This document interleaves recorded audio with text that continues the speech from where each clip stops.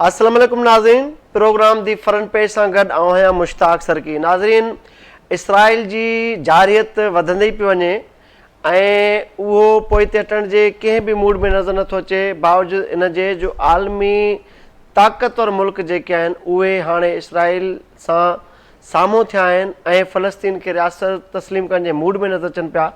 पर उन प्रेशर जे बावजूदि इसराइली जेका सोच आहे या जेका दहशतगर्दी वारी उन जी पॉलिसी आहे उहा असांखे किथे बि वीक थींदे नज़र न पई अचे ऐं ॾींहों ॾींहुं उन में वधीक एक्टिविज़म नज़र पियो अचे, छाकाणि त ग़ज़ा ते वधीक कब्ज़े खे मज़बूत करण जे लाइ 60,000 जेके आहिनि रिज़र्व फ़ौजी सॾाया विया आहिनि। इहो डिस्कस कंदासीं अॼोके हिन प्रोग्राम में। गॾोगॾु अमरीकी सदर ट्रंप पारां यूक्रेन में अमरीकी फ़ौज न मारण जो ऐलान बि कयो वियो आहे। इहो ऐलान उन वक़्तु थियो आहे जॾहिं यूक्रेन बाबति जेको ताज़ो मुख़्तलिफ़ जेके मामला आहिनि ग़ौर हेठां आहिनि, उन जे बावजूदि अमरीकी सदर इहो वॾो ऐलान कयो आहे। ऐं इसाक डार काबुल पहुतो आहे जिते कॉन्फ्रेंस थी आहे जंहिंमें अफ़गानिस्तान, पाकिस्तान ऐं चाइना जा परॾेही वज़ीर उन्हनि जी वॾी वेहक थी आहे ऐं इहो इतफ़ाक़ थियो आहे त सीपे खे अफ़गानिस्तान ताईं वधायो वेंदो। गॾोगॾु ईंदड़ हफ़्ते चाइना जो परॾेही वज़ीर बि पाकिस्तान पहुची रहियो आहे ऐं ताज़ो दौरो उन भारत जो बि कयो आहे। भारत खां पोइ हुनजो ॿियो जेको आहे अहम दौरो पाकिस्तान लाइ तसवुरु कयो वञे ऐं ॾिसिजे त उहो कहिड़ा नतीजा ॾिए पियो। इन ते बि अॼोके हिन प्रोग्राम में डिस्कस कंदासीं।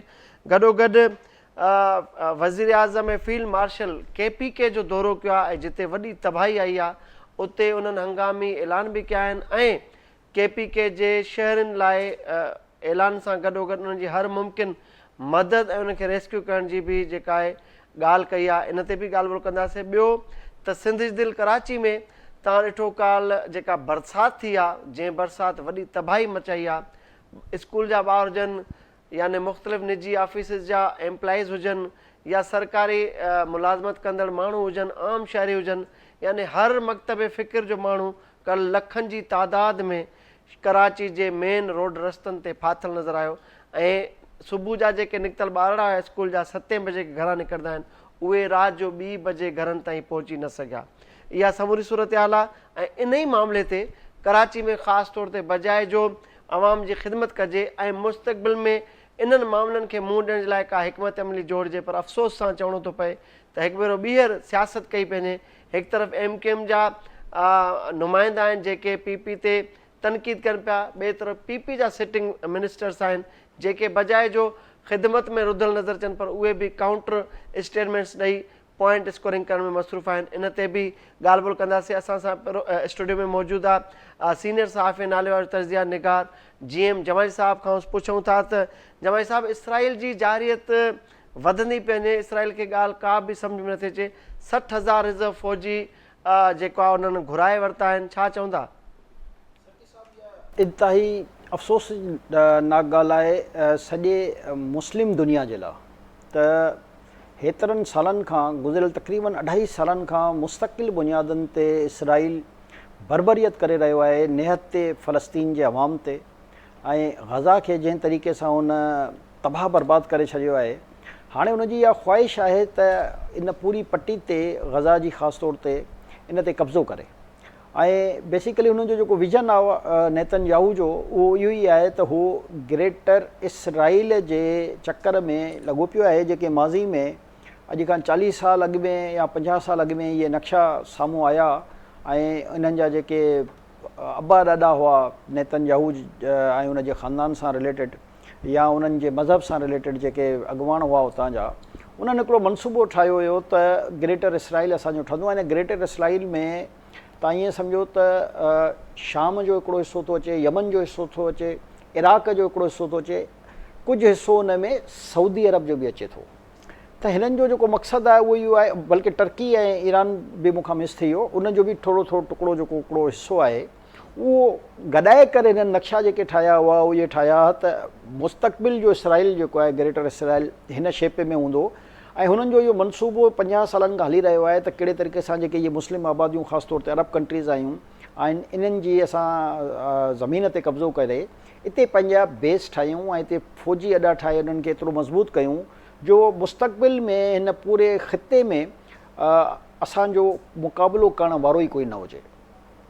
उहो जेको उन्हनि जो मनसूबो 50 साल अॻु में खां ठहियलु आहे उहो अॼु ताईं हुननि जी नज़र में इंटेक्ट आहे ऐं उन जे मुताबिक़ हू तक़रीबन जेके उते अरब कंट्रीज़ आहिनि, ख़ासि तौर ते तव्हां ॾिसो न उन यमन ते बमबारी कई, शाम ते कई, सीरिया ते कई, ऐं सीरिया जो त काफ़ी हिसे ते उहो ऑलरेडी कब्ज़ो करे चुको आहे। अहिड़े तरीक़े सां शाम जा बि कुझु इलाइक़ा अहिड़ा आहिनि जिते हू कब्ज़ो करे चुको आहे। अहिड़े तरीक़े सां गोलान जूं जेके पहाड़ियूं आहिनि उन्हनि ते बि हू कब्ज़ो करे चुको आहे। डायरेक्टली नाहे पर जेके उतां जा मक़ामी माण्हू हुआ उन्हनि सभिनी खे उन्हनि पाण सां मिलाए छॾियो ऐं उते उहो गोलान जा पहाड़ी में रहंदड़ माण्हू उहे उन्हनि जा मक़ामी एजेंट जे तौर ते जेको आहे उहे आहिनि। उते मुस्लिम अक्सरियत आहे पर उहे बहरहाल इसराइल जे असरसूख़ में या उन जे पैसे जी ताक़त में या उन जे दिफ़ाई ताक़त खां मुतासिर थी उहे उन्हनि सां गॾु आहिनि। इन ई करे शाम में तव्हां ॾिठो हूंदो त अक्सर जेको आहे इन क़िस्म जा वाक़िया थींदा आहिनि जो बेगुनाह मुस्लमान जेके पंहिंजी आज़ादी जी तहरीक हलाईंदा आहिनि उन्हनि खे उहो नुक़सानु वक़्तनि फ़वक़्तनि पहुचाईंदा रहंदा आहिनि। हाणे हिकु भेरो ॿीहर हिन जो इहो पूरो मनसूबो आहे त कंहिं बि सूरत में जेको हिन ग़ज़ा खे मलियामेट कयो ऐं न उन स्कूल छॾिया, न अस्पताल छॾिया, न रिफ़ाई इदारा छॾिया, न मस्जिदूं छॾियूं, कंहिं बि क़िस्म जो उन रिआयत न बरती ऐं जंगी क़ानून जेको अक़वाम मुतहिदा जो चार्टर हो उन जी मुस्तक़िल ख़िलाफ़ वर्ज़ी करे उनखे मलियामेट करे छॾियो आहे पंहिंजी बमबारी जे ज़रिए। हाणे उन्हनि जी ख़्वाहिश इहा आहे त हाणे हीअ त छो जो तहस नहस त थी चुको आहे, तबाह थी चुको आहे, उते हाणे स्ट्रक्चर त मौजूदु कान्हे। हाणे उहो इहो चाहे थो त पहिरियों मां हिन पट्टी पूरे ते कब्ज़ो करे छॾियां ऐं हिननि खे जेके बि हिते फ़लस्तीन जी आवाम उते आबाद आहे या जेके कैंपनि में आहिनि ऐं मुख़्तलिफ़ जॻहनि ते पंहिंजो शेल्टर वठी वेठा आहिनि उन्हनि खे बि आहिस्ता आहिस्ता धिके करे शाम जी साइड ते जेको आहे ऐं उन्हनि खे धिके छॾियां त जीअं इन पूरी पट्टी ते कब्ज़ो थी वञे ऐं उनजो जेको प्लान आहे हिन पट्टी ते जेकॾहिं उहो कब्ज़ो थो करे वञे त पोइ हुनजो अॻिलो प्लान उतां शुरू थी वेंदो। यानी उहो जेकी मूं ॻाल्हि कई त ग्रेटर इसराइल जो जेको मनसूबो हो त कहिड़े तरीक़े सां अरब पट्टी जी लगातार हलंदड़ पट्टी खे उहो कंट्रोल करे। मां सम्झां थो त जेकॾहिं उहो ग़ज़ा जे हिन हिसे ते कब्ज़ो करण में कामयाबु थी वियो त यकीनन सभ खां वॾो नुक़सानु जेके वेझड़ा सरहदी इलाइक़ा आहिनि अरब कंट्रीज़ जा इन्हनि सभिनी खे नुक़सानु थींदो। जो इन्हनि सभिनी जी ढाल जेको हुई उहा इहा जॻह हुई जेके असां ग़ज़ा जी पट्टी चवंदा आहियूं। उनखां पोइ उनजो रस्तो जेको आहे सवलो थी वेंदो। उतां जी गुज़रगाह जंहिंखे चइजे गुज़रगाह ते जेकॾहिं हू कब्ज़ो करे थो वञे त बाक़ी जेके अरब कंट्रीज़ आहिनि उन्हनि ताईं उनजी एक्सेस जेको आहे तमामु सवली थी वेंदी ऐं उनजे लाइ ज़ाहिर आहे अमरीका उन सां गॾु आहे। हेतिरो वॾो दुनिया पूरी प्रोटेस्ट करे रही आहे, मुज़ाहिरा करे रही आहे त बेगुनाहनि खे जेको क़त्लेआम कयो पियो वञे उनजे ख़िलाफ़ु नेतन्याहू जे ख़िलाफ़ु कार्रवाई कई वञे या इसराइल खे दहशतगर्द मुल्क डिक्लेयर कयो वञे। पर तव्हां ॾिठो हूंदो त हर दफ़े अमरीका सलामती कौंसिल में जेकॾहिं का करारदाद बि अचे थो त उनखे वीटो थो करे छॾे। सलामती कौंसिल में का करारदाद थो अचे त उनजी मुखालफ़त थो करे, उते पंहिंजो सरसूख़ इस्तेमालु थो करे ऐं उनजे ख़िलाफ़ु कोई एक्शन कान थो थियणु ॾिए। ऐं हिन जो जेकी हाणे हिन 60,000 रिज़र्व फ़ौज घुराई आहे उन मां अज़ाइम जेके आहिनि उहे क्लियर थी चुका आहिनि। त हुनजो जेको गेम आहे जेको अॻिते जो चालू गेम हुनखे रखिणो आहे उन गेम जे तरफ़ इहा पहिरीं हिकमत अमली आहे। अच्छा, जेके न्यूयॉर्क में वॾी इंटरवीन कयो वॾनि मुल्कनि ताक़तवर मुल्कनि कॉन्फ्रेंसूं कयूं ऐं ग्रुप 7 जे जेके मेंबर मुल्क आहिनि उन्हनि बि क्रिस्टल क्लीन बशमूल जेको आहे बरतानिया लाउड एंड क्लियर मैसेज ॾिनो त हू वञनि पिया फ़लस्तीन खे रियासत तस्लीम करणु। उनजे बावजूदि को प्रेशर बिल्डअप न थी सघियो आहे। सरकी साहिबु ॾिसो फ़लस्तीन खे उहो रियासत डिक्लेयर करे वठंदा मक़सदु हुनखे फ़लस्तीन हिकु मुल्क त आहे उनखे उहो वधि में वधि उनखे क़बूल करिणो आहे। रुॻो जिन मुल्कनि अॼु ताईं क़बूल न कयो आहे छो जो पाकिस्तान ऐं बाक़ी काफ़ी मुल्क त उनखे ऑलरेडी क़बूल करे चुका आहिनि। मसइलो फ़लस्तीन खे अलॻि रियासत जो डिक्लेयर या हुननि जे तरफ़ां क़बूल करणु न आहे। मसइलो आहे उन स्पेसिफिक पट्टी ते कब्ज़े जो। त इहो जेको गुज़रगाह आहे छो जो हितां ॿियनि मुल्कनि ते पहुचणु उनजी एक्सेस जो सभ खां वॾो रस्तो आहे ग़ज़ा।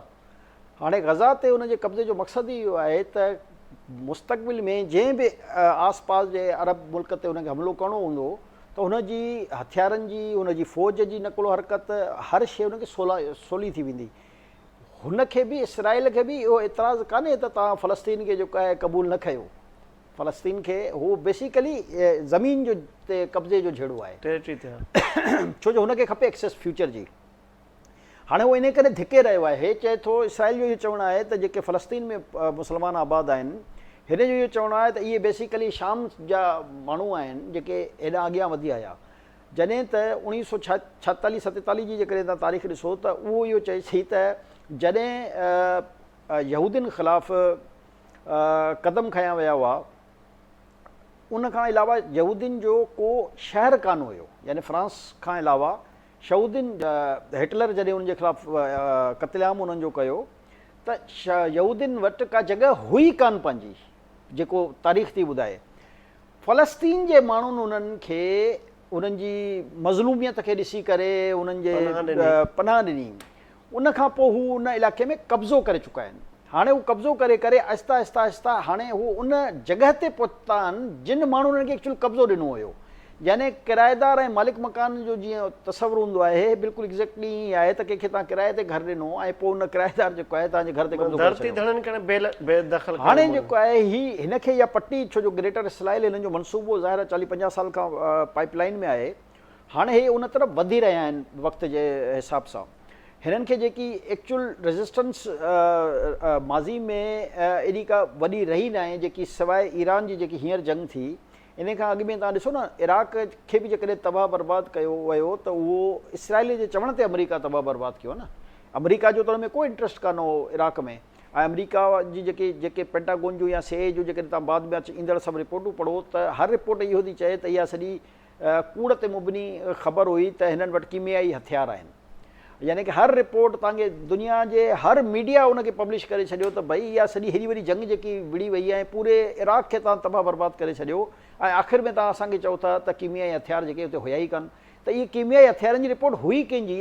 इहा रिपोर्ट हुई इसराइल जी जेकी एजेंसी आहे मूसाद जी, जंहिं CIA खे चयो त हिननि वटि कीमियाई हथियार आहिनि ऐं सॼी दुनिया खे तबाह करे सघनि था। त हिकिड़े कूड़ो परपकिंडा करे हिननि इराक, छो जो हिकिड़ो अहिड़ो मुल्क हुयो जेको रेज़िस्टेंस करे सघे पियो, जीअं हाणे ईरान रेज़िस्ट कयो आहे, अहिड़े तरीक़े सां जे ज़माने में सद्दाम हुसैन उतां जो सरबराह हो, उहो रेज़िस्ट करण जी पोज़ीशन में हुयो, त हिननि अमेरिका सां साज़बाज़ करे साज़िश करे इनखे तबाह बर्बादु करे छॾियो। हींअर बि ईरान सां बि हिननि जी इहा ई कोशिशि हुई, पर जेकी कोशिशि नाकाम थी वई, छो जो ईरान जेकी रेज़िस्टेंस ॾेखारी ऐं ईरान जेको हुननि जे शहरी इलाइक़नि खे नुक़सानु पहुचायो, उन खां पोइ हुननि खे इहो अहसासु थियो त हिन जा जेके बैलिस्टिक मिज़ाइल आहिनि उहे, छो जो इसराइल त नंढड़ो सो एतिरो सो मुल्क आहे, जेकॾहिं प्रॉपर, छो जो हुनजे सेल्फ डिफेंस जेको सिस्टम लॻल हो, जेके आयरन डोम चवंदा आहिनि, उन काफ़ी हद ताईं 70 खां 80% मिज़ाइल जेके आहिनि उन जा हवा में उॾारे छॾिया हुआ।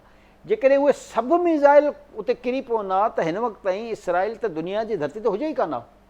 त बेसिकली हुनखे इहो अहसासु थी वियो त एतिरी आयरन डोम जे बावजूद बि कुझु मिज़ाइल जेके किरिया उते, उन्हनि जेको आहे उते वरी तबाही मचाई। उन खां पोइ भाड़ी थी आहे ऐं पोइ अमेरिका खे मिथ मेड़ कयूं त ठीकु आहे, फ़िलहालु इन मामले खे जो वरी जेसिताणी को पंहिंजो नओं मनसूबो ठाहिनि। त हुननि पंहिंजे हिकिड़े नए मनसूबे जे लाइ, छो जो नियतनि खे मारण त सवलो आहे न, गज़ा में रहंदड़ माण्हुनि वटि न का फ़ौज आहे, न हथियार आहे, न उन्हनि को दिफ़ाई साज़ो सामान आहे, उहो कहिड़े बल ते वीचारा विढ़नि। त उन्हनि जो त रोज़ क़त्लेआम थी रहियो आहे न डेली जी बुनियाद ते। हाणे 70,000 त उहा फिगर आई आहे जेकी इंटरनेशनल मीडिया ॿुधाईंदो आहे। अच्छा, हे छा था 60,000 जेकॾहिं रिज़र्व फ़ौज जी घुराया विया आहिनि त अॻिते इहे पेशकदमी कंदा, अॻिते वरी अञा रिटालिएशन हिननि जी वधंदी वेंदी उन्हनि सां। त तव्हां ॻाल्हि कई अक़वाम मुतहिदा जे करारदाद जी, हिते त अक़वाम मुतहिदा पंहिंजा रज़ाकार बि हिते ज़ख़्मी थिया आहिनि, जेके अमेरिका जूं टॉप जेके एजेंसीज़ आहिनि, यानी फ़िलहाई इदारा जेके फाउंडेशन्स आहिनि, उन्हनि जे रज़ाकारनि ते हमला थिया आहिनि, उन्हनि जा माण्हू मारिजी चुका आहिनि। गॾोगॾु रेड क्रिसेंट जहिड़े भले वॾे दुनिया जे नामर इदारे, उनजे रज़ाकारनि जूं कैंपूं तबाह थियूं आहिनि, त हू पाण विक्टम में कुझु नथा कनि। सम्झो था त हीअ 60,000 फ़ौजियुनि जो हुते घुराइण, वरी अॻिते हालतूं तव्हांखे ख़राबु थी नज़र अचनि पियूं। सरकी साहिबु, अफ़सोस जी ॻाल्हि त इहा ई आहे न त UNO पंहिंजे फ़िलहाई इदारनि खे सिक्योरिटी एंड सेफ्टी ॾियण में बि नाकाम थी वियो आहे। इहा आहे खुली जारियत, खुली बदमाशी, खुली गुंडागर्दी इसराइली वज़ीर आज़म नेतन्याहू जी। त हुन कंहिं शइ खे लिखे में न आंदो आहे। अहिड़े तरीक़े सां जॾहिं तव्हां ॾिठो हूंदो, हीअं जेके इंटरनेशनल वफ़द वियो हुते, जिन में यूरोपियन ऐं बर्तानिया ऐं फ्रांस जा माण्हू हुआ, उन्हनि जी गाॾियुनि ते बि हमला थी विया। यानी हो ॾिसण विया मज़लूमनि जी सूरत हाल खे त हिते गज़ा में छा सूरत हाल आहे। ऐं हिन इसराइल एॾो वॾो गुंडो बणी चुको आहे हिन दुनिया जो उन्हनि ते बि हमिलो करे ॾिनो ऐं उन्हनि वीचारनि जेको आहे वरी भॼी करे पंहिंजी जान बचाई ऐं पोइ वरी उहो इसराइल मां सभु फ़लस्तीन मां सभु वापसि हलिया विया। हाणे हिते मसइलो इहो ई आहे त नेतन्याहू हिन वक़्तु हिन सॼी दुनिया जो सभ खां वॾो गुंडो बदमाश बणियल आहे, पर मज़लूमनि ते ज़ुल्म करण वारो।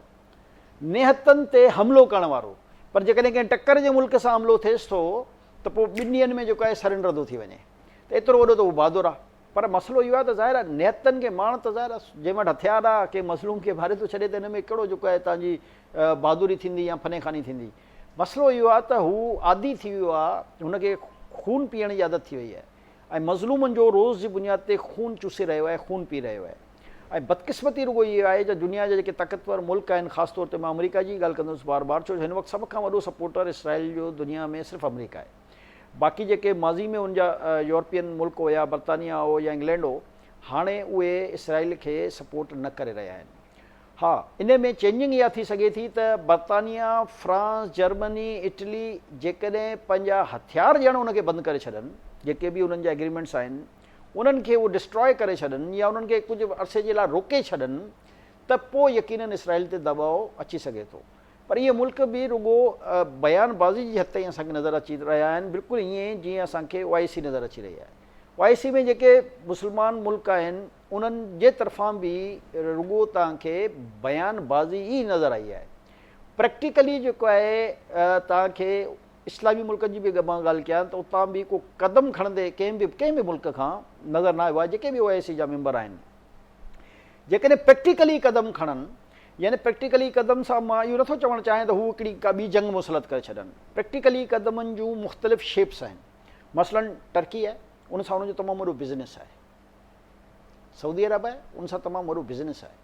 क़तर आहे, उन सां तमामु वॾो बिज़नेस आहे। ऐं हीउ मुल्क सभु उहे आहिनि जेके ताक़तवर इस्लामी मुल्क आहिनि।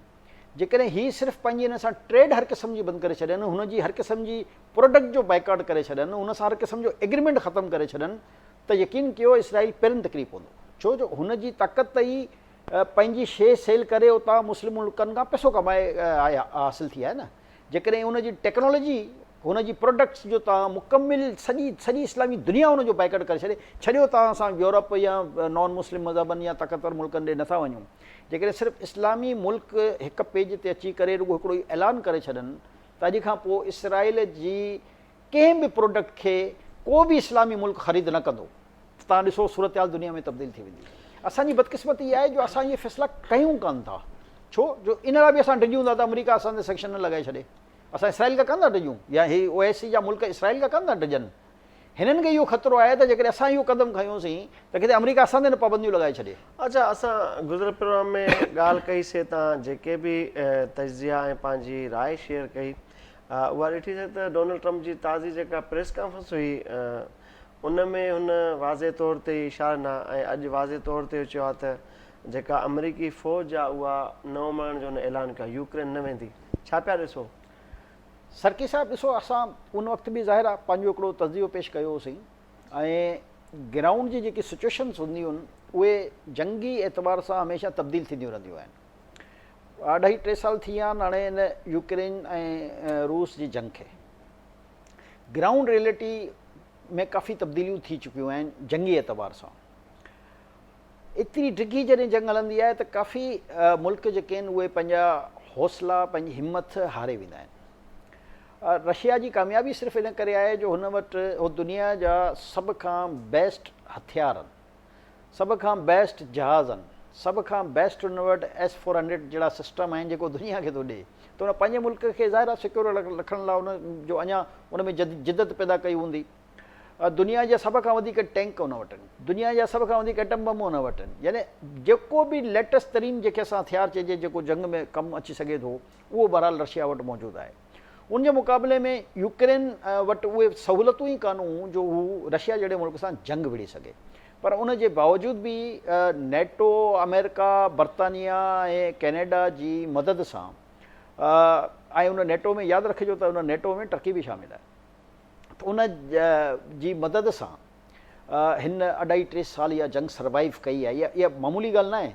असांजी जेकॾहिं का ख़ुदा न ख़ास्ता जंग थी वञे न, भले असां एटमी मुल्क बि आहियूं, पर असां 10-15 ॾींहं, 5 ॾींहं, 8 ॾींहं, 15 ॾींहं, महीने खां वधीक जंग सर्वाइव ई कान था करे सघूं।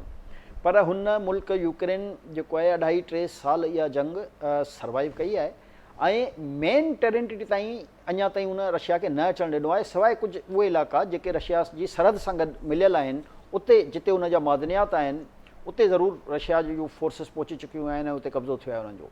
पर 2.5-3 साल जी हिन जंग में अल्टीमेटली असां जेकॾहिं ॻाल्हि कयूं त सभ खां वॾी माली इमदाद अमेरिका जी आहे, उन खां पोइ नेटो में शामिल ॿियनि मुल्कनि जी आहे। हाणे अमेरिका चए थो त इहा जंग 2 क़िस्म जी, जेकॾहिं जंग थिए बि थिए ऐं असां सपोर्ट कयूं था त उन जो असांखे माली बेनिफिट मिलणु घुरिजे न।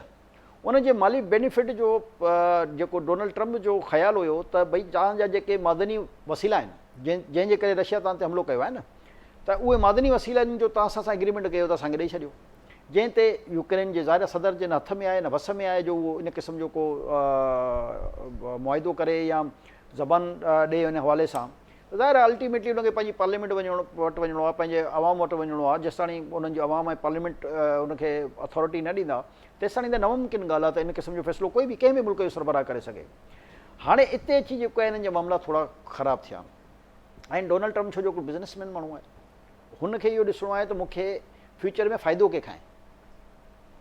डोनाल्ड ट्रम्प खे इहा ख़बर आहे त रशिया उनजी टक्कर जो मुल्क आहे, भले खणी अमेरिका सुपर पावर आहे, ज़ाहिर आहे उन कुझु अहिड़ा कम कया जंहिं जापान खे उन जे शहरनि ॿिनि शहरनि खे फारिग करे छॾियो हुयो बमनि में, त दुनिया ते उनजो जेकी धाक वेठल आहे, जेकी दहशत आहे, ऐं ॿियो प्लस अरब कंट्री सभु उन पंहिंजे कंट्रोल में कयल आहिनि, पंहिंजे वश में कयल आहिनि। त हुनखे इहा ख़बर आहे त जेकॾहिं रशिया सां अमेरिका जो तालुक़ु थोरो सो बहितर थिए थो त ट्रेड पॉइंट ऑफ व्यू सां रशिया खे बि फ़ाइदो थियणो आहे, अमेरिका खे बि फ़ाइदो थियणो आहे। छो जो फ्यूचर त मादनी वसाइल ते जंगूं थींदियूं न, चाहे उहो कोयले जी बुनियाद ते हुजे, तेल जी बुनियाद ते हुजे, गैस जी बुनियाद ते हुजे, या वरी जेकॾहिं पाणी जी बुनियाद ते का जंग थिए थी त पॉसिबिलिटी आहे त पाणी ते जंग थिए। हाणे गेम दुनिया में आहे वसीलनि जो, मादनी वसीलनि जो। अमेरिका हिकु तरफ़ त जर्मनी, इटली, फ्रांस, इंग्लैंड यानी कि कैनेडा सां एतिरो को ख़ुशि न आहे, यानी कि जॾहिं खां ई डोनाल्ड ट्रम्प आयो आहे। छो इहे एक्चुअली आहिनि इहे बिज़नेस जा मसइला जहिड़ा आहिनि। नेटो में जेको आहे उनजी अक्सरियत आहे, पर सभ खां वधीक माली तौर ते ऐं दिफ़ाई तौर ते जेको साज़ो सामान वेंदो आहे उहो वेंदो आहे अमेरिका जो। अमरीकी सदर चए थो त मां ई $100 बिलियन पंहिंजा जेको आहे उहो छो विञायां, इन खां सुठो मां पंहिंजी क़ौम खे जंहिंखे उहो चई आयो आहे त मां जंगूं ख़तमु कराईंदुमि ऐं मुल्क में अमन बि क़ाइमु कंदुमि ऐं तव्हांजी माली हालत ठीकु कंदुमि जंहिं नारे ते उहो आयो आहे। त उहो चए थो इहे पैसा मां पंहिंजी क़ौम ते, पंहिंजे आवाम ते, पंहिंजे अमेरिका जे माण्हुनि ते छो न लॻायां। हुनजो ज़ाहिर आहे पंहिंजो हिकिड़ो माइंड सेट आहे। हाणे हिन जंग में जो मुस्तक़िल ई पैसा वञनि था त हू प्रेशराइज़ करे रहियो आहे, रशिया खे बि उहो चई रहियो आहे त तूं मूंखे सस्तियूं शयूं ॾे। हाणे इहो ॾिसणो आहे असांखे अॻिते हली कुझु ॾींहंनि में असांखे इहा ख़बर पवंदी त आया अमेरिका ऐं रशिया जे बिटवीन त को वॾो एग्रीमेंट न थियण वारो आहे, चाहे उहो तेल सां रिलेटेड हुजे या गैस सां रिलेटेड हुजे। छो जो 70% जेकी गैस आहे उहा इन यूरोपी मुल्कनि खे या रशिया ॾींदो हुयो या थ्रू यूक्रेन वेंदी हुई। हाणे हुननि जी जेकी डिस्टर्बेंस थी आहे यूरोपी मुल्कनि जी, हाणे उहे वरी मजबूर थिया आहिनि जो अरब कंट्री खां जेको आहे महांगे रेट ते ट्रांसपोर्टेशन छो जो महांगी थी वञे त उहो अरब कंट्रीज़ खां फ़िलहालु ख़रीद करे, छो जो हुते जेकी सर्दी जी शिदत हूंदी आहे उहो बग़ैर हिन गैस जे LPG ऐं इन्हनि शयुनि जे बग़ैर अफोर्ड नथा करे सघनि उतां जी ज़िंदगी। हाणे हू मजबूर थींदा त या त अमेरिका जी मिंथ में ॾकनि या इन जंग खे ख़तमु करण लाइ पंहिंजो जेको फ़िलहालु हिन वक़्तु उहे स्टैंड वठी वेठा आहिनि उन स्टैंड तां बैक कनि। पर तव्हां यादि रखिजो त इहो बैक सिर्फ़ु तॾहिं थींदो, 2 शयूं हिन में थींदियूं, उनखां पोइ इहा जंग ख़तमु थींदी।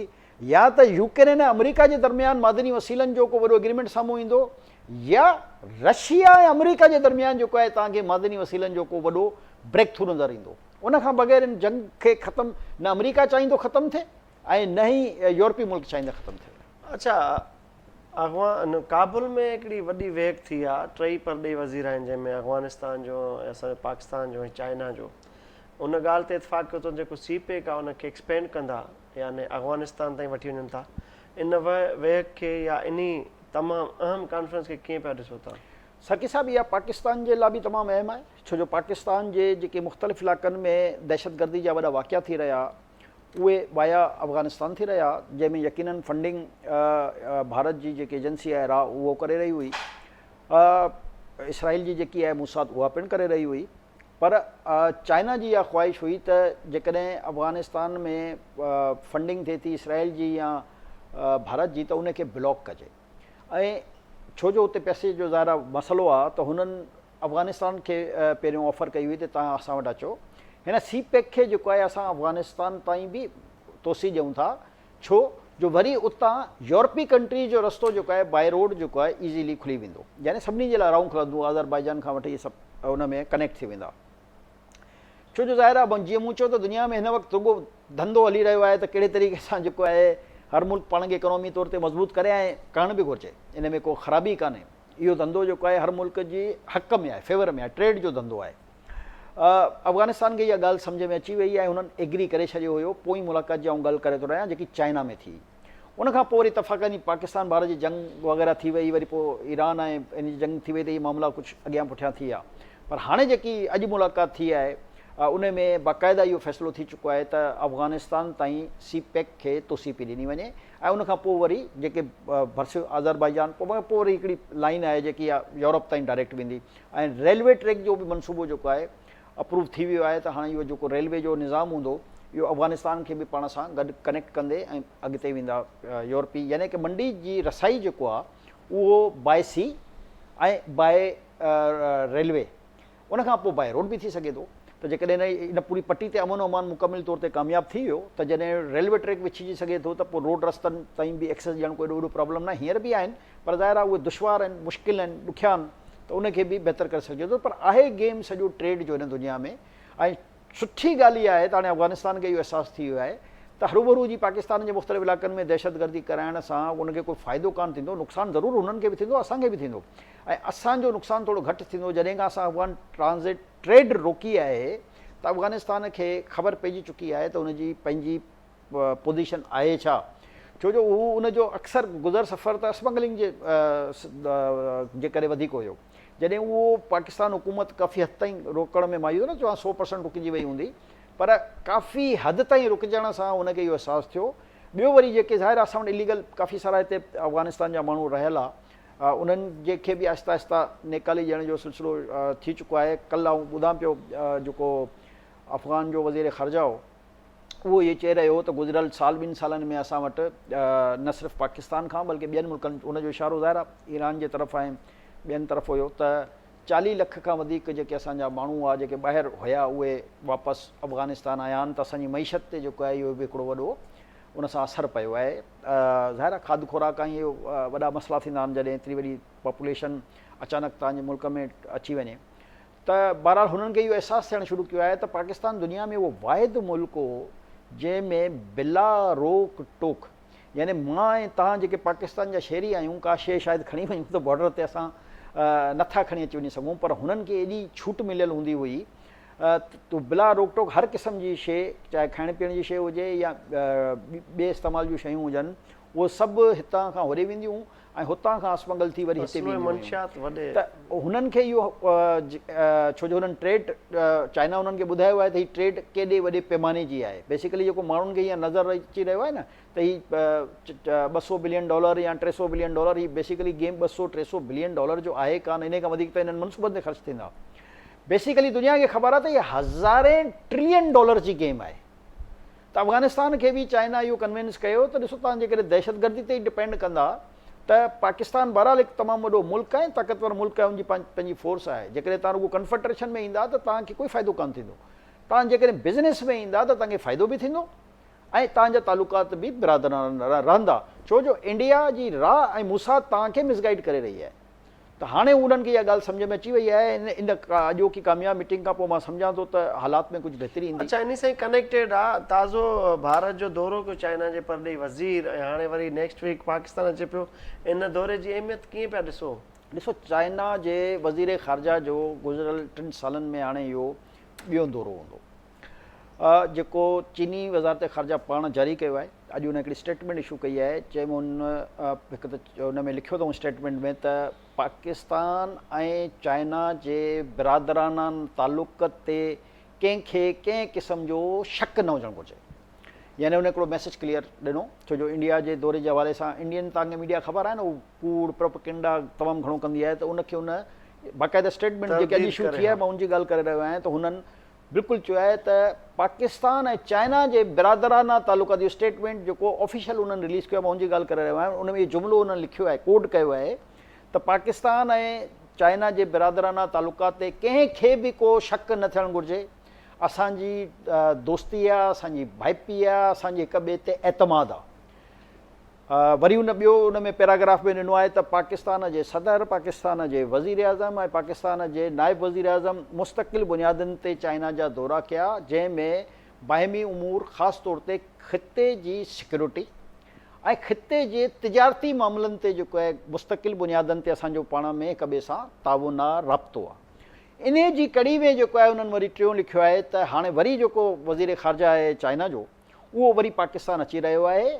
उन में बि हुननि चयो आहे त ख़िते जी सिक्योरिटी ऐं ट्रेड जे हवाले सां, छो जो शायदि उन्हनि जो मां उन में स्टेटमेंट में इहो न आहे लिखियलु, पर मूंखे इहो लॻे थो त उन्हनि जे जेके वज़ारत ख़ज़ाना जा जेके कुझु माण्हू आहिनि शायदि उहे बि मतां उन दौरे में अचनि। मूंखे वटि तस्दीक कान्हे, पर मां हिकिड़ो छो जो उनजी जेकी लैंग्वेज हुई उन मां अज़्यूम करे सघां थो, पंहिंजे राय क़ाइमु करे सघां थो त शायदि रुॻो इहो वज़ीर ख़ारजा न पियो अचे, बल्कि उनजा जेके ॿिया ज़िमेदार माण्हू आहिनि मुख़्तलिफ़ जेके शोबनि सां वाबस्ता आहिनि, शायदि उहे बि अची रहिया आहिनि। ऐं यकीननि इहो हिकिड़ो वॾो ब्रेक थ्रू बि हूंदो, छो जो जेको इंडिया हींअर हिन रुॻो ते विज़िट कयो आहे त उन जो जंहिं तरीक़े सां उन प्रोपेगेंडा कयो आहे, जेको शयूं विधियूं आहिनि, मूंखे लॻे इहो थो त उनखे ज़ाइल करण जे लाइ हू वरी हिकिड़ो दफ़ो ॿीहर पाकिस्तान जी क़यादत सां हिते अची मेल मिलाप करे। ऐं बेसिकली त आहे जीअं मूं चयो त हाणे जंगी मामिलो एॾो वॾो न रहियो आहे, हाणे इकोनॉमी जो मामिलो सभ खां अॻिते निकिरी चुको आहे। ऐं चाइना इहो सम्झी रही आहे त जेकॾहिं पाकिस्तान मज़बूत आहे त यकीननि हिन में चाइना खे वधीक फ़ाइदो आहे। त पाकिस्तान सां ट्रेड ऐं पाकिस्तान सां जेकी दोस्ती आहे उनखे हू बार बार वरजाए रहिया आहिनि त जो जीअं उनजो को बि मुल्क ग़लति तासुर क्रिएट न करे सघे। जीअं अॼुकल्ह अमेरिका जा जेके असां सां तालुक आहिनि, इंडिया हिनखे बार बार ग़लति तासुर जे तौर ते पेश कंदो आहे, अहिड़े तरीक़े सां चाइना पाण इन क्लैरिफिकेशन जे ज़रिए ऐं पंहिंजे बयाननि जे ज़रिए, पंहिंजे क़दमनि जे ज़रिए, पंहिंजे ऐलाननि जे ज़रिए बार बार इहो वरजाईंदी आहे त पाकिस्तान ऐं असांजा जेके तालुक आहिनि उहे बियॉन्ड आहिनि, उहे बिज़नेस खां बि बियॉन्ड आहिनि, उहे कंहिं सलामती जे इशूज़ खां बि बियॉन्ड आहिनि। उहो असांजो रिलेशन आहे, ज़ाती रिलेशन आहे। त मां सम्झां थो त उन सां पाकिस्तान खे यकीननि वॾो फ़ाइदो थींदो। ऐं हे जेको वफ़द ईंदा ऐं पाकिस्तान में, छो जो हाणे तव्हां ॾिठो हूंदो मुआशी अशारिया असांजा कुझु बहितर थी रहिया आहिनि, त उन मां वॾी उमेदु इहा करे सघिजे थी त ट्रेड जा वॾा दरवाज़ा खुलंदा, सीपेक खे फ़रोग़ मिलंदो त ट्रेड जा वॾा दरवाज़ा खुलंदा। चलो ठीकु आहे, हिन ते ॻाल्हि ॿोल सिलसिलो जारी रखूं था। नाज़रीन ते वक़्तु छा ब्रेक जो, मिलूं था ब्रेक खां पोइ। वेलकम बैक नाज़रीन, ॻाल्हियुनि जो सिलसिलो जारी आहे। जमाई साहब, KPK में वॾी तबाही आई आहे, उते अॼु वज़ीर आज़म पहुतो आहे, फील्ड मार्शल पहुतो आहे, पूरी काबीना जा अक्सर जेके मेंबर आहिनि उहे पहुता आहिनि। उते ज़बरदस्त तबाही आई आहे ऐं हुकूमती संजीदगी तमामु ज़बरदस्त ॾिसण में अचे पई। छा पिया चओ इन मामले ते? सर्की साहिबु ॾिसो, जेकॾहिं मुल्क सां कंहिंखे मोहबत हूंदी आहे, मुल्क जे अवाम सां जेको मोहबत कंदो आहे न, त उहो तव्हांखे पंहिंजो उहो रवैयो उनजो ॿुधाईंदो आहे त असां पंहिंजे अवाम सां केतिरो प्यार था कयूं। तव्हां बदक़िस्मती ॾिसो त KP में गुज़िरियल 11-12 सालनि खां PTI जी हुकूमत आहे, पर उन जे वज़ीर आला जो जेकॾहिं तव्हां बयानु या उनजे तर्जुमान जो जेकॾहिं बयानु तव्हां ॾिसो आहे न, त तव्हांजो दिलि चए आहे त इन खे पधु हणजनि।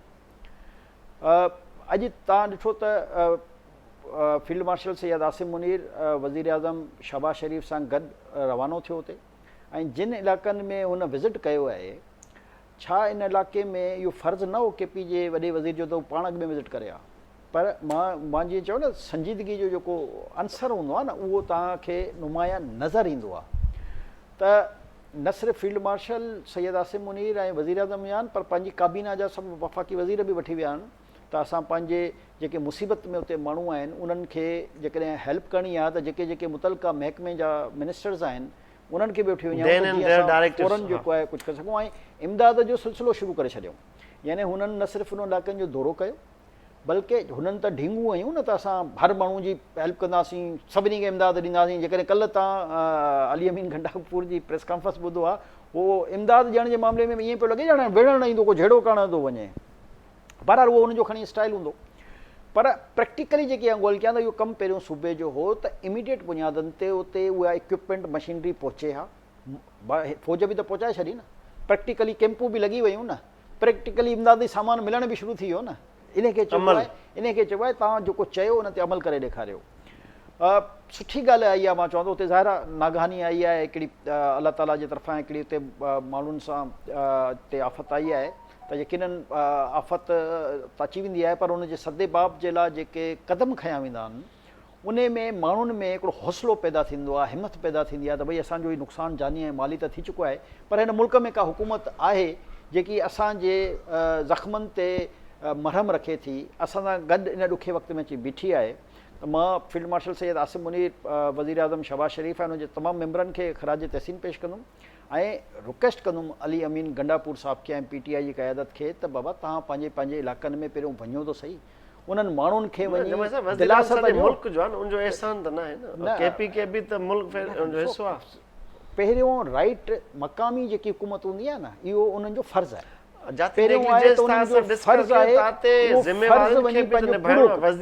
पूरो करे न, बिल्कुलु हुन न कयो, इन ते असांखे तकलीफ़ आहे। हो सिर्फ़ु ॻाल्हियूं कंदा आहिनि, ॻाल्हियूं करण सां त मसला हल कान थींदा न, कुझु करे बि त ॾेखारियो न। यानी तव्हांखे यादि हूंदो पहिरियों त हिकिड़ो वाक़ियो पेश आयो, 7 ॼणा हिकिड़े ख़ानदान पूरो बीठो हुयो, हिकिड़ो हेलीकॉप्टर उते न पहुची सघियो। हींअर 3 हेलीकॉप्टर जेके उते हिननि खे ॾिना विया आहिनि न, इमदादी सरगर्मियुनि जे लाइ न, इमदादी कैंप लॻी विया न उते, प्रैक्टिकली मां चवंदो कमु थी विया न। मुंहिंजे चवण जो मक़सदु हो त हुकूमत जो जेकी बि मक़ामी हुकूमत या सूबे जी हुकूमत आहे, पहिरियों हुनजो कमु आहे त हू पंहिंजे माण्हुनि ताईं फौरी तौर ते पाण पहुचे, छो जो हेॾां ॿी जॻह तां पहुचण में यकीनन टाइम लॻंदो आहे। पर जेकी हुकूमत आहे पंहिंजी पहिरियों ज़िमेदारी पूरी करे, ऐं जेकॾहिं ज़िमेदारी पूरी नथी करे सघे त तव्हां उनजी अञा प्रेस कॉन्फ्रेंस जिते मूंखे कावड़ आहे ऐं ॻाल्हि करे रहियो आहियां, हुन ख़बर आहे प्रेस कॉन्फ्रेंस में चयो छा हो सर्की साहब, उहो चए थो मूंखे कंहिंजी ज़रूरत न आहे, मुंहिंजे सूबे जा एतिरा वसीला मौजूदु आहिनि जो मां करे सघां थो। यानी इंतिहा हूंदी आहे कंहिं शइ जी। हिकु त तव्हांखे रिक्वेस्ट करणु घुरिजे आहे फौरी तौर ते त भई असांजे सूबे में तबाही बर्बादी थी आहे ऐं वफ़ाक़ी हुकूमत असांजी मदद करे फौरी ते पहुचे, असांजो साथ ॾे। पर तव्हां जेकॾहिं हुनजी प्रेस कॉन्फ्रेंस ॿुधो आहे त तव्हां चयो आहे यार ही इंसान जो पुटु आहे, केरु आहे? मक़सदु चए थो त मुंहिंजो सुबुह जेको आहे वॾो एतिरो माली तौर ते मज़बूत आहे, ताक़तवर आहे, मूंखे कंहिंजी ज़रूरत कान्हे ऐं हर माण्हू जी मां मदद कंदुसि। पोइ करे न बाबा, केरु थो मना करे? मार्शल साहब वज़ीर आज़म खाते में न आंदो, हुननि पंहिंजो फर्ज़ निभायो, पहुता ऐं चवनि था त शहरनि जी हिफ़ाज़त ऐं इमदादी जेका कम पहिरीं तरजीह असांजी। सर्की साहब, मुंहिंजो उहे सियासत नथा कनि। चवण जो मक़सदु इहो हो त जेकी हुनजी बॉडी लैंग्वेज, जेकी हुनजी प्रेस कॉन्फ्रेंस में लफ़्ज़नि जो चुनाव, उहो इन क़िस्म जो हो जंहिंखे तज़ीक आमेस चइजे, जंहिंखे चवंदा आहिनि न हिकिड़ी गुरूर तकबुर चइजे। त इहा ॻाल्हि जेका आहे कंहिंखे कान पसंदि ईंदी आहे। पोइ जेके ख़िलाफ़ न बि हुजनि त उहे माण्हू ख़िलाफ़ थी वेंदा आहिनि त यार कहिड़े क़िस्म जा माण्हू आहिनि। जंहिं शहर में असां वेठो हिन जो नालो कराची आहे, कराची सिंध जी दिलि आहे, भला हिते त वज़ीर आज़म न आहे पहुतो, असांजो CM त रोडनि ते आहे, मेयर रोडनि ते आहे, तव्हांजी अधु काबीना सिंध जी रोडनि ते आहे, इन्हनि खां मुतमिन आहियो न? सर्की साहब ॾिसो, पीपल्स पार्टी जी 8 सालनि खां सिंध में गवर्नमेंट आहे ऐं मेयर मुर्तज़ा वहाब साहब 2 सालनि खां त मेयर आहे, इन खां अॻु में 2 साल हू एडमिनिस्ट्रेटर बि हिन शहर में रहियो आहे, त 4 साल त उनखे बि थी विया। इन खां अलावा बहरहाल 8 सालनि खां पाकिस्तान पीपल्स पार्टी जी सिंध में गवर्नमेंट आहे। तव्हां दिलि ते हथु रखी ॿुधायो त छा कराची जेको, मां 1990 खां अॻु में जी ॻाल्हि थो कयां, 1990 खां अॻु में जेको कराची जी जेकी ब्यूटी हुई, जेकी ख़ूबसूरती हुई, छा अॼु आहे? तकलीफ़ थींदी आहे कराची जी, जेका असां नंढा हूंदा हुआसीं, असां ज़ाहिर हिते ई रहियासीं, कराची जी जेकी उन वक़्त जी सूरत आहे, जेकॾहिं माण्हू ॾींहों 2 ॾींहं जॾहिं अॻिते वधंदो आहे त माण्हू तरक़ी कंदा आहिनि। हिते हिन शहर छा तरक़ी कई आहे या तनज़ुली कई आहे? छो न तरक़ी कई? शाहराह भुट्टो ठाहियो अथऊं, 2-3 पैडल कोर्स ठाहिया अथऊं, 1-2 ड्रिग रोड ते पुल हेठि मथे ठाहिया अथऊं, 2-3 हेॾे सुठा ग्राउंड ठाहिया अथऊं, तरक़ी त आहे न। सर्की साहब, सिंध हुकूमत जे 8 सालनि जे बजट जी कॾहिं तव्हां कैलकुलेशन कजो वेही, ऐं पोइ जेकॾहिं शाहराह भुट्टो ठही आहे या लिंक रोड जिन जी तव्हां ॻाल्हियूं कयो था, उहे सभु जेके पब्लिक प्राइवेट पार्टनरशिप जा मनसूबा आहिनि, जिन में हुकूमत जो कोड़ो किताब न आहे, बल्कि उनखे बि जॾहिं तव्हां इन्वेस्टिगेट कंदा, चेक कंदा, त पोइ तव्हांखे आइडियो थी वेंदो त इहे ठीकु आहे ऐं इहे शयूं कीअं ॾिनियूं वयूं। मुंहिंजो जेको चवण जो मक़सदु हो त 1990 खां अॻु में कराची हिकिड़ो दुनिया जो ख़ूबसूरत शहर हो। जेकॾहिं मां 80 खां अॻु में वञा त अञा इन ते आउं घणो ॻाल्हाए सघां थो, पर मां सिर्फ़ु 1990, छो जो पॉलिटिकल सिस्टम 1988 खां पोइ हुकूमतुनि जो सिलसिलो अचणु वञणु शुरू थियो आहे। पर छा शारा फैसल ईअं शारा फैसल हूंदी? छा क्लिफ्टन ईअं क्लिफ्टन हूंदी हुई? छा गुलशन इकबाल ईअं गुलशन इकबाल हूंदी पीपीआर त न आहे न तव्हांजो ॿुधो कैंटोनमेंट बोर्ड न साईं ईअं न आहे क्लिफ्टन त ख़ैर अधु होॾे आहे होॾे ईअं न आहे मुंहिंजो जेको चवण जो मक़सदु आहे त इहे उहे इलाइक़ा हुआ जेके ग्रीन हूंदा हुआ इहे उहे इलाइक़ा हुआ जिते 50-100 साल जी उमिरि वारा हिते वण लॻल हूंदा हुआ इहे उहे इलाइक़ा हूंदा हुआ जेके सफ़ाई सुथराई में नुमाया हूंदा हुआ हिन शहर में इहे उहे इलाइक़ा हूंदा हुआ जिते जॾहिं तव्हां हलंदा हुआ या छो जो हुन ज़माने में गाॾियुनि जी एतिरी रश न हूंदी त तव्हांखे इन्हनि जी जेकी ब्यूटी हुई या तव्हांखे राति जी जेको शहर खे रोशनियुनि जो शहर चयो वेंदो उहो हुनजी ब्यूटी जे लाइ चयो वेंदो हुनजी ख़ूबसूरती जे लाइ चयो वेंदो हुनजे इन्वायरमेंट लाइ चयो वेंदो छा उहा आहे मां इहो नथो चवां त जंहिं जमाई साहब मुर्दाबाद इन ई प्रोग्राम में वेही करे चयो आहे त मां 55% जेको एरिया आहे कराची जो उहो कैंटोनमेंट वटि आहे मूंखे वञण जी इजाज़त न आहे मूंखे हिकिड़ी लाइट लाइण ऐं लॻाइण जी बि इजाज़त न आहे पोइ तव्हां कीअं डिस्क्रेडिट सॼो मेयर ते तव्हां विझो मेयर जे लाइ तव्हां लफ़्ज़ इस्तेमालु पीपल्स पार्टी सरकार हाणे तव्हांखे आउं ॿुधाए छॾियां कहिड़ी कैंटोनमेंट में कैंटोनमेंट वारनि अची बोर्ड कटिया हुआ लॻाया हुआ जेके इहे हलिया हुआ सभु बिल बोर्ड साइन बोर्ड फलाणा बोर्ड हला इहे जेके पेडेस्ट्रियन ते सभु इहे इश्तिहार हलंदा इहे ठेका कंहिं वटि आहिनि इहे जेके जंहिंजी तव्हां रोडनि जी ॻाल्हियूं था कयो शारा बुटो ऐं ABCD जेके बि आहिनि इहे सभु ठेका कंहिं वटि आहिनि हिन मुल्क खे हिस्बे तौफ़ीक़ हर माण्हू पंहिंजे पंहिंजे हिसाब सां लुटियो फिरियो ई आहे हिन मुल्क में बहितरी जे लाइ कहिड़ी सहूलियत ॾिनी आहे तव्हां अॼु बि सरकारी अस्पतालूं ॾिसी छॾियो ऐं प्राइवेट अस्पतालूं ॾिसी छॾियो इहे मक़्तल गहूं बढ़ियल आहिनि माण्हुनि जो माण्हू मूंखे पीपल्स पार्टी जो तर्जुमान न सम्झनि मां सिर्फ़ु एतिरो थो पुछां तव्हां चंद लम्हा पहिरियों चयो अली अमीन गंडापुर इमेच्योर माण्हू आहे फिरोनियत आहे उनमें पर उनजी भेट में सिंध जो वॾो वज़ीर मुराद अली शाह संदसि काबीना सीनियर वज़ीर मेयर कराची तव्हांखे कराची जी इन रोड रस्तनि ते नज़र अचनि था अवाम सां गॾु या न इहा हिकिड़ी सुठी ॻाल्हि आहे फोटो सेशन आहे मीडिया सां इहा हिकिड़ी सुठी ॻाल्हि आहे त जेकॾहिं का हिते बि ज़ाहिर अनहोनी बारिश थी आहे इन में को शक वारी गुंजाइश कान्हे पर इहा हिकिड़ी सुठी ॻाल्हि आहे जेकी तव्हां चई त एटलीस्ट फौरी तौर ते हिननि जी हुकूमत जा जेके बि कर्ता धर्ता हुआ उहे तव्हांखे रोड रस्तनि ते नज़र आया इन खे मां बि एप्रिशिएट कयां थो मुंहिंजो जेको चवणु हो उहो इन मामले खां बियॉन्ड हुयो मुंहिंजे चवण जो मक़सदु हो त हिन कराची शहर में वॾा वॾा नाला हुया बरसाती नाला अलॻि हूंदा आहिनि सेवरेज जा नाला अलॻि हूंदा आहिनि किथे आहिनि उहे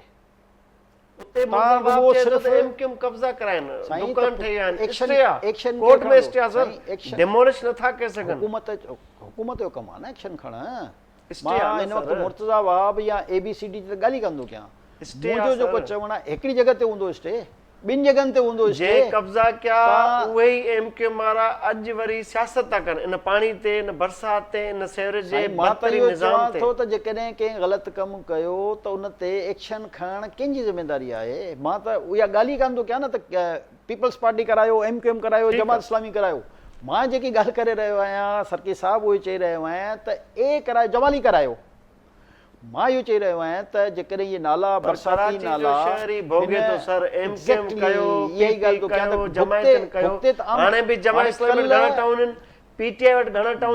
तव्हांखे को बि इन्हनि जो स्टेक होल्डर हिकु पेज ते नज़र अथो जेको अवामी जज़्बे सां ख़िदमत करे अवाम खे रिलीफ पहुचाए रुॻो सियासत थिए थी टिकट्स तव्हां सां हलायूं था हिकिड़ी स्टेट में फारूक सत्तार जी थी हले काउंटर स्टेट में शर्जील मेमन जी थी हले वज़ीर आला हिकिड़ो दौरो थो करे बयानु ॾे मेयर ॿियो थो बयानु ॾे जमायत इस्लामी वारा ॿिया था इल्ज़ाम PTI वारा ॿिया त माना सॼो सिस्टम जेको आहे धर्म भरम आहे को तव्हां सां असां सां असांजे बचण सां को बि सचो न आहे सरके साहब इन सॼी सियासत में भुगते केरु थो पब्लिक हाणे तव्हां इहो सोचो त कल्ह जिन हज़ारे माण्हुनि जूं गाॾियूं फाथियूं गाॾियुनि जे अंदरि पाणी हलिया विया हज़ारे माण्हुनि जे घरनि में पाणी हलिया विया हज़ारे माण्हुनि जो फर्नीचर ख़राबु थियो हाणे उहे शयूं जेके कंहिं हिसाब किताब में कान ईंदियूं हाणे तव्हां इन लाइ असां जवाबदार कंहिंखे ठहिराईंदासीं सिटिंग गवर्नमेंट खे रूलिंग एलीट खे मुंहिंजो इहो चवणु आहे त कब्ज़ा चाहे MQM कया चाहे जमात इस्लामी कया या कंहिं ॿी जमात कया मां उन ॻाल्हि ते वञा ई कान थो मुंहिंजो चवण जो मक़सदु इहो आहे त इहो ख़तमु कराइणु कंहिंजो कमु आहे गवर्नमेंट जो कमु आहे गवर्नमेंट खे इहो घुरिजे त ही 2020 में बि ईअं ई बारिश थी ईअं ई असां वेठा हुआसीं ईअं ई असां ॻाल्हाए रहियासीं। असांखे PCR महकमा ते ॿाहिरि बारिश तेज़ थिए थी, तव्हां डिॼायो था, इन लाइ प्रोग्राम खे हिते ई असां ख़तमु था करणु चाहियूं। जवेद साहब, नाज़रीन हिन प्रोग्राम में फ़िलहालु एतिरो ई, ॿिए प्रोग्राम में नए इशूज़ सां गॾु हाज़िर थींदा, तेसिताईं इजाज़त, अल्लाह भाई।